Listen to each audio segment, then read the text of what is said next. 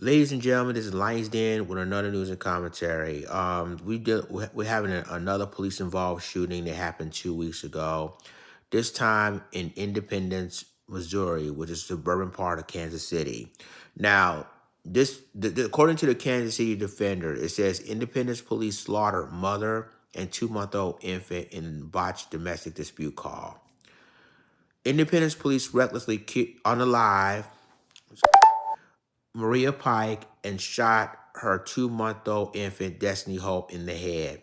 Community members are accusing the department of a blatant cover-up, demanding the release of body cam footage and accountability for all officers involved. Now, let me say this, that the people, we are not a people's race that are white. This has happened in a white family. And I know some people in the black community would have said, well, now they understand how we feel when police officers did this to us. But I'm just going to let you guys know this is not about a black thing. It's not about a white thing. It's a police accountability thing. And this is mainly the reason why that we need in qualified immunity so that police officers will be held accountable for their actions. Now, this 2-month-old child, this 2-month-old infant baby was unalived by independent police as well as the mother. So we're going to read this, and remember, before I read this, trigger warning that it's going to contain violence against women and police brutality. Viewer discretion is advised. So here we go. It says a 2-month-old Destiny Hope and her mother, Maria Pike, were gunned down by Independence police in what community members are calling a state-sanctioned execution. The killings have sparked outrage and demand for justice, with critics pointing to this as yet another example of escalating violence of American policing. So it says the tragic chain of events was set into motion in the afternoon on November 7th when Talisa Coombs, baby Destiny's grandmother, called the police to report a domestic dispute at an Oval Spring apartment in Independence. According to Talisa, she had been assaulted by Maria during the heated altercation. She wanted Maria arrested for assault, but what unfolded far exceeded anything she could have imagined. I wanted her arrested for assault, not executed, she told the defender. Talisa described to the defender what happened in the moments leading up to the officer raid. They asked me what happened. I said I was assaulted by my son's girlfriend. And they asked if there was any weapons upstairs in the apartment. I said no, but there's a baby up there, my granddaughter. So you hear so far that the grandmother was assaulted by the little baby's mother. And so she called the police because of that incident, right? They didn't expect the officers with guns blazing coming to the apartment, you know. So there's more to this article in a second, but I'm just going to show you the majority of it. So it says that moments later, officers darted upstairs. The scene immediately escalated in unfathomable fashion, and Talisa would soon learn that her warning was completely ignored by the police. So there's a video, which I did not even play, but there's a video now showing the police was really militarized with rifles, everything just coming up the stairs of the apartment, and all hell broke loose. You know, a lot of people are going to go and say as well, and people, I'm talking about black people in the community will say, well, now they understand how we feel. We lost our loved ones in police violence or police involved shootings. Now they understand how we feel. But this story is involving a 2-month-old baby girl and her mother. This isn't about blame, but it's definitely about accountability in the police department. This is not, and this may not tell everybody before on my previous videos doing police involved shootings, that They're talking about police reform and defund the police. No. What we want is in qualified immunity so that officers will be held accountable for their actions. The 2-month-old baby girl was unalive by gun triggering police officer. And they also unalive her mother. And this is ridiculous. So they're saying, quote, their target, 100-pound petite woman, Maria Pike, holding an infant daughter while a throw of domestic altercation. Now, witnesses describe a chaotic scene with no visible attempts at de-escalation. Instead of waiting for the mental health co-responder reportedly dispatched to the scene, officers charged into the apartment as if raiding a combat zone. So basically, Maria Pike has suffered from mental health issues. And the witnesses says, instead of waiting for a mental health corresponder, police is just barging in like they are terrorists or they're criminals, right? It's crazy. So it continues to say, as Maria's boyfriend and Destiny's father, Mitchell Holder, spoke to the Kansas City Defender in his first interview since the horrific killings. His voice trembled as he recounted the events that unfolded that day. Yes, I was in the room when it all happened, he began. For what I could see, I never once saw Maria armed with anything. I honestly don't even know where that came from. I heard crazy things like that she was holding the baby hostage in a closet, that she had a knife, all this crazy stuff that's not true. I mean, all I could say is it's possible she had a knife and somehow I didn't see it. But all I know is I never saw her holding anything and I was right there in the room. So the baby's father, which was her Maria's boyfriend, saying that he was in the room, he witnessed most of it, and he never seen her with any weapon at all. Now, this is baby Destiny. She was 3 months old. Ain't she pretty? And I know a lot of people in the black community is probably going to tell them, well, now y'all know how we feel. No, this is much more bigger than you think. Police is still covering up everything that happened, right? Same with us in the black community. It's doing that to now the white community as well. And it says that Holder described how he tried to reason with police through the door before the violence erupted. Before they came in, I asked if we could talk through the door. I didn't want my baby Destiny to be around the cops with their weapons out like that, he said in his voice breaking. But ultimately they came in. What followed was a nightmare. And you're going to hear what, the father was saying to the police officer that unalived his 2-month-old infant daughter.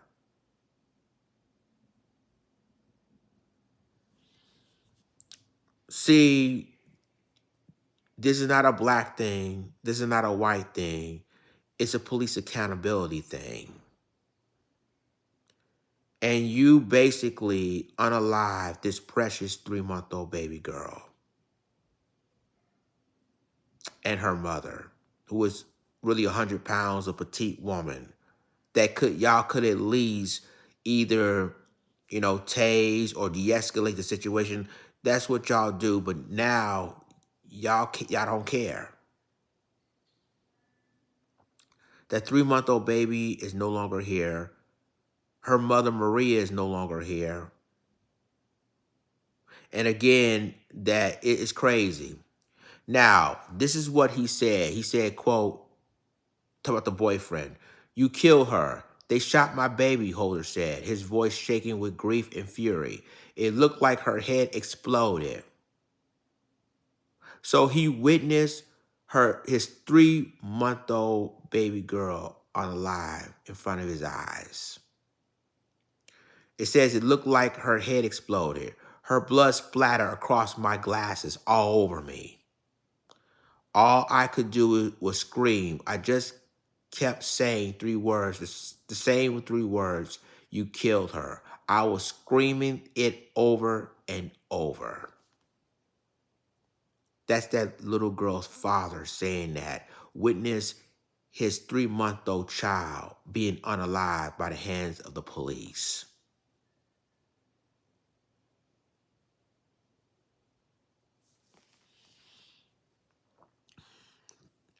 They try to cover up this investigation. And please excuse the notifications because it's been popping up when I'm doing the story. But looks what's going on. What that remind you of? The incidents in our community, the same incidents that happened in the Black community, that, people had suffered from mental health issues, but the police unalive us anyway, whether it's man, woman, or child. But now this happened in the white community. And now there should have been more noise than this. The mainstream media should have talked about this too. CNN isn't talking about this. MSNBC is not talking about this.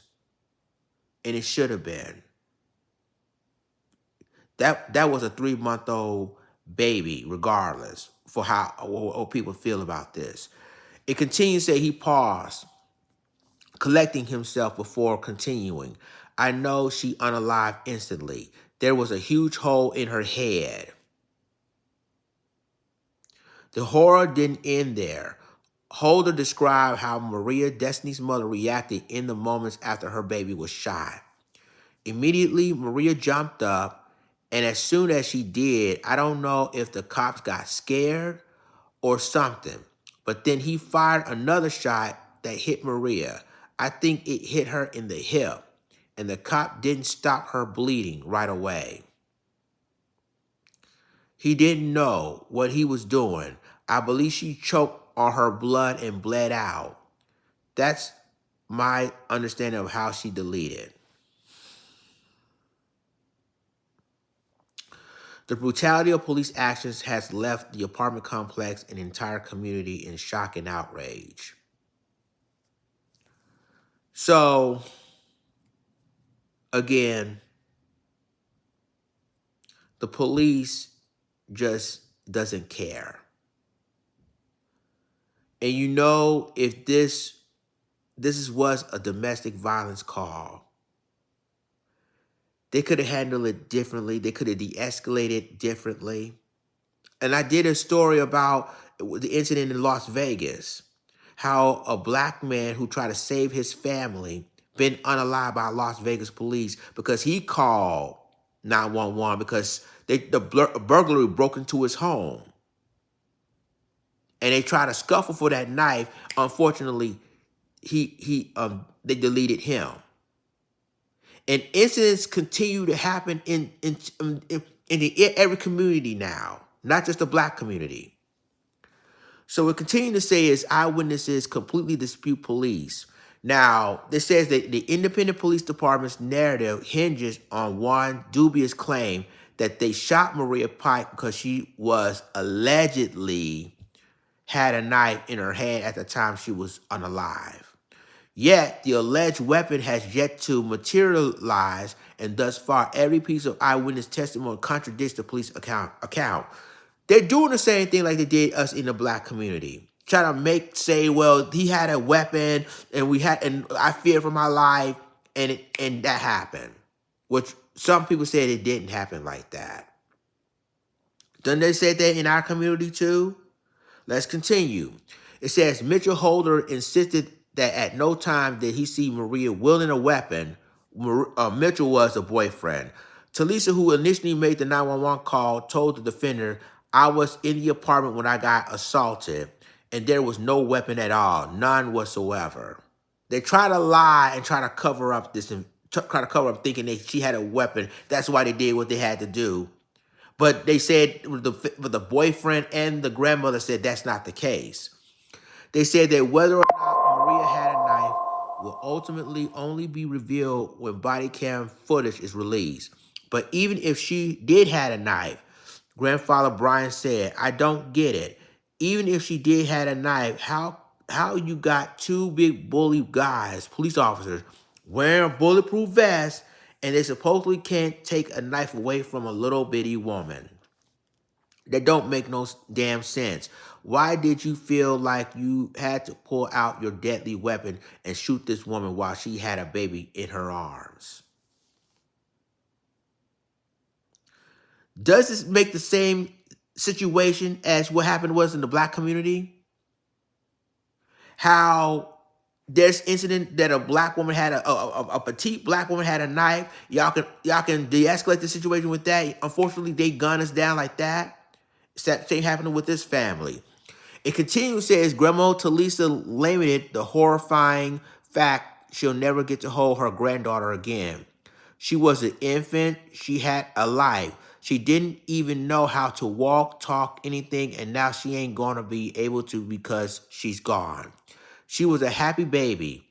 I've been around baby Destiny since she was born till now, and I can't hold my granddaughter in my arms anymore.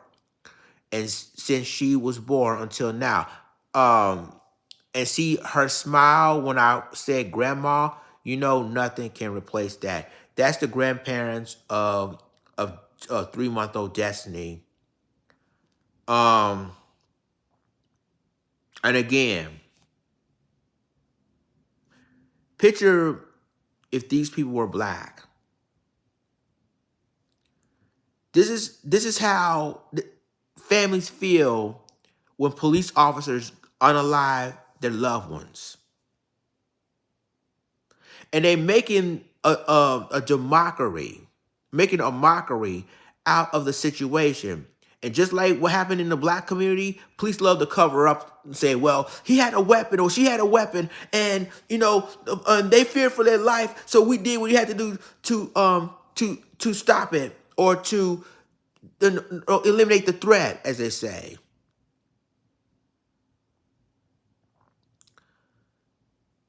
This should have been prevented. That 3-month-old baby girl should still be alive today if they would have handled it in a different manner. Not to mention, she suffered from mental health issues too. So they continue to say is, and I'm sorry for the basically, I'm just gonna read this. It says that the actions of Independence Police weren't confined to the brutal killings of Maria Pike and her baby. Bug Arnold, who lives in the same building, witnessed and endured her horrifying encounter with officers that same day, when police in their reckless and militarized frenzy burst into Bug's apartment. Speaking to the Kansas City Defender, Bug recalled watching from their bedroom window as police stormed the scene, rifles drawn, eluding a readiness to shoot before even entering the building. They led with their guns, and their entire time, Bug said, from the moment they jumped out of their cars, it was as if they were ready to kill, ready to unalive. YouTube version of it. Bug described how officers violently busted open their front door so aggressively that it knocked the REIT into the living room, breaking it. So what the witness is saying is they broke into his place and thinking, and so this is getting way out of hand. All because of the domestic violence call, of a DV call, right? And again, they could have de-escalated the situation. But because they unalive a 3-month-old baby girl, as well as her mother, now all of a sudden they want to saying, well, I fear for my life. She had a weapon. There's nothing we can do at the moment. And there is something y'all can do. Y'all just don't want to do it. So they said, quote, I don't know exactly what they had, but it was just, and this is from a witness. I don't know exactly what they had, but it was just like the real big guns they were holding, like this. And the first cop was like holding his gun to the side, which I don't think that's necessary. But they the entire time led with the gun from the time they got out of the car to the time that they came in. Here they opened my door so aggressively, like my wreath from the front door came into the living room, and it was like a big piece of it was broken off. And I don't know how that happened, but it took about like three times for me of me explaining the situation for them and to like actually leave, and just the entire time they had their guns on me and I wasn't sure what to do. And I was just frankly like waving my arms like, oh my God, no, no, you have the wrong house. You have the wrong house. And then they accused me of like doing something to their officer, like, where's my officer? What you do with my officer? And I said, I don't know where your, and I guess, well, I cut it off soon because I have too many notifications. Um, in other words, they broke into a witness apartment um, willingly and thinking that something happened to that officer. So I did cut off some stuff, but I'm going to tell you straight up for real.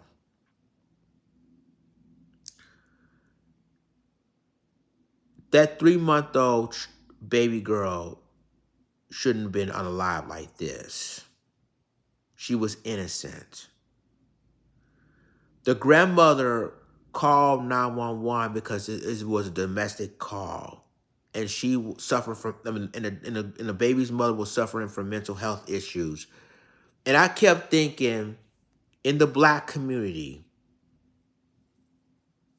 it happens all the time in different places, in different cities, in different states. But now, I'm not saying for the first time, because there's some incidents that happen in the white community too, but not this, not like this. And then they hardly even talk about this story. I found out, from my wife and also through social media about this story. And at first we all thought, when it came out, we all thought that, the family were Black. I said, here we go. Another incident in the Black community, but turns out they were white, right? And I realize now that this incident not just happening in the Black community, it happens sometimes in the white community as well. We just hardly don't talk about it.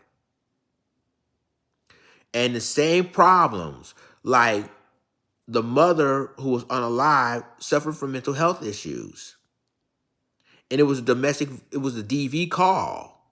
So, and then they're saying that the reason why they had to, unalive, Maria was the baby's mother is because she has a weapon. She has a knife, which both the boyfriend and the grandmother said that's not true. She didn't have nothing on her.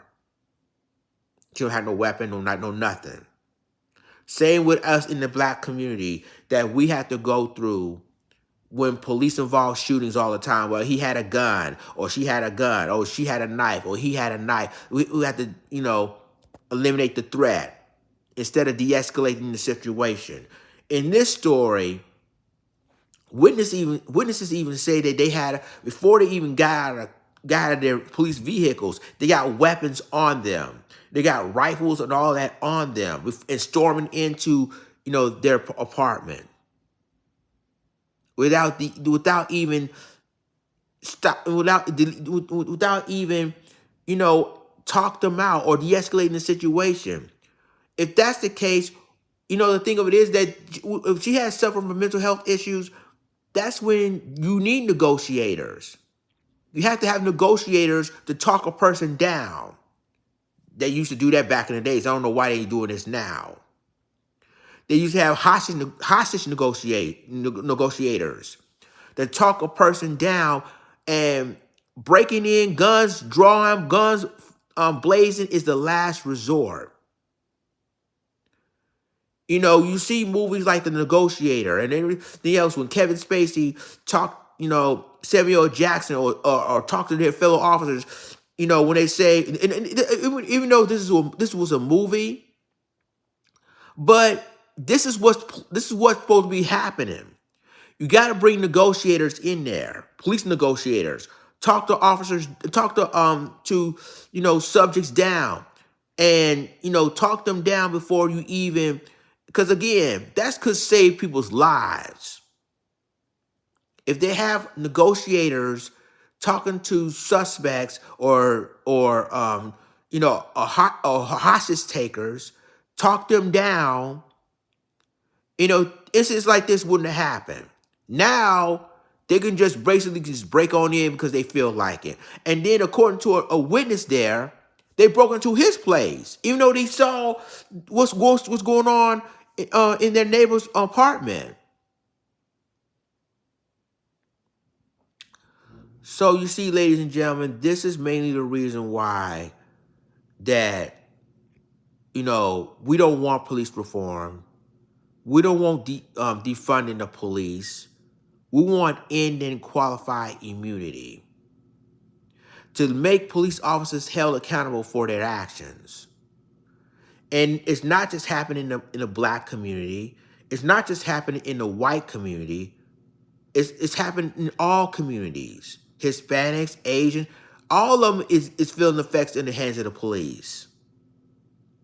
You see what happened the other day about an older Asian man, how they treated him. And they supposed to have an anti-Asian hate crime bill. And police did him bad. See, it happens in all communities. But they hardly talk about it in the mainstream media, though. Because it always happened in the black community. And as I can tell you this story, this happened in Independence, Missouri, which is basically rural community. But this 3-month-old baby girl was unalive by the hands of a trigger-happy police officer. That's exactly what happened. Same thing with the mother. The mother tried to protect her 3-month-old baby girl, even though she suffered from mental health issues. She was also unalive because they did not help her revive her in the nick of time. They didn't want to help her stop the bleeding or none of that. They bled her out, and that's why she was unalive. That, to me, is unacceptable. And then they say they placed this woman placed the police officers on administrative leave. They always do that. They always do that every time there's been an incident that happened. It happened in the black community all the time. But they didn't expect it happening in the white community, in this magnitude. So let's just all come together and say, we need to end qualified immunity. Let's make this, help these police officers accountable, because you never know what will happen. And all the people, the white people say, well, didn't they comply? Talking about us in the black community. But now you have a white couple, a white family member, was unalive in the hands of police. Or what are you going to tell them? Were they complying? Are you going to tell them, did they comply? Did they did this, and this to them? Of course not. I don't think so. So let's just basically let people know right here that we need to end qualified immunity. We need to get a law passed to let police officers held accountable, which, of course, some lawmakers will not do. But we need to keep fighting, because it happens to my family. Yes, it does happen to my family. It happens to everybody else's family, no matter what color they are. And it's time to end this. Let me know what you think in the comments.